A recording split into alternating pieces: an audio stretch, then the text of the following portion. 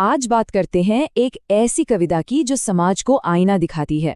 ये रचना है मुकुटधर पांडे की समता की ओर। ये अमीर और गरीब के बीच की खाई पर एक ऐसी टिप्पणी है जो देखिए वक्त के साथ बिल्कुल भी धुंधली नहीं पड़ी। चलिए सीधे कविता के मर्म में उतरते हैं।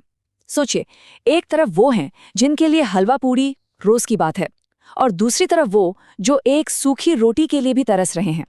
ये सिर्फ खाने का फर्क नहीं है, ये दो ऐसी दुनियाओं की हकीकत है जो एक ही आसमान के नीचे एक ही वक्त में जी रही हैं। हाँ, यही तो इस कविता का बिल्कुल केंद्र है। एक ही समाज, लेकिन उसके अंदर बसी है दो बिल्कुल जुदा दुनियाएं। पांडे जी अपनी कलम से ना एक तस्वीर बनाते हैं।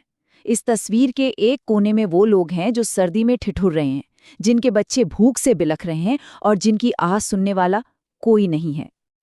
और फिर जरा उसी तस्वीर का दूसरा कोना देखिए। यहाँ अमीरों की दुनिया है, दिन रात दावतें चल रही हैं, महफिलें सजी हैं, और बाहर की दुनिया की तकलीफों से इन्हें जैसे कोई वास्ता ही नहीं। तो भाई, ये इतने मार्मिक शब्द लिखे किसने हैं?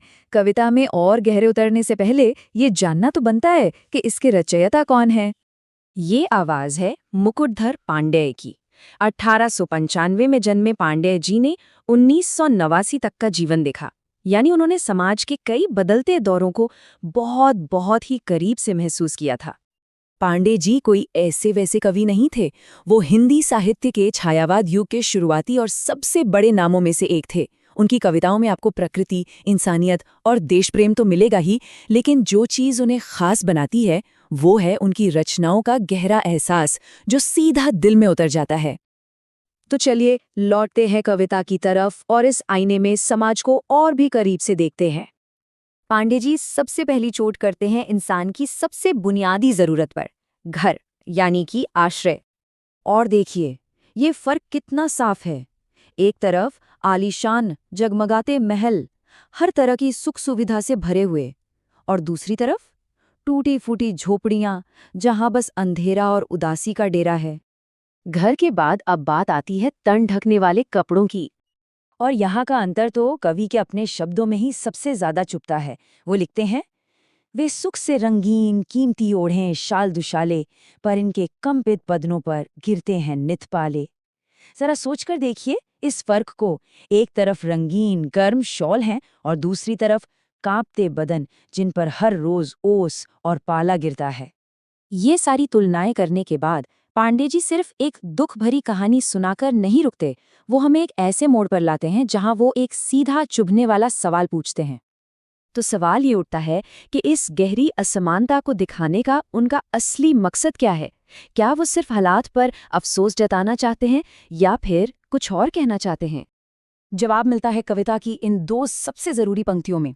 इन पंक्तियों को बहुत ध्यान से सुनिएगा।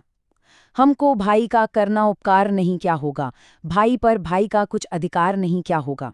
ये सिर्फ सवाल नहीं है, ये समाज के हर एक इंसान के लिए एक नैतिक चुनौती है। तो आखिर में पांडे जी कहना क्या चाहते हैं? चलिए अब उनके संदेश की गहराई को समझते हैं। उनका संदेश सिर्फ अमीरी गरीबी का फर्क दिखाना नहीं है। वो बात करते हैं भाई के अधिकार की, और ये शब्द ये बहुत मायने रखते हैं। ये दया या दान की बात नहीं है, ये हक की बात है।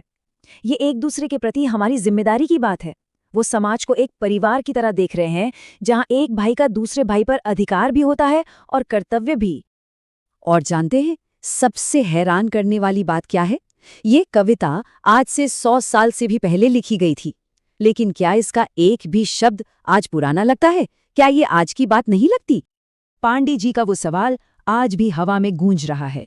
भाई पर भाई का कुछ अधिकार नहीं क्या होगा? ये सवाल जितना 100 साल पहले जरूरी था, शायद आज की दुनिया में उससे भी कहीं ज्यादा जरूरी है। इस पर सोचिएगा जरूर। Like, share, and subscribe now and learn smart.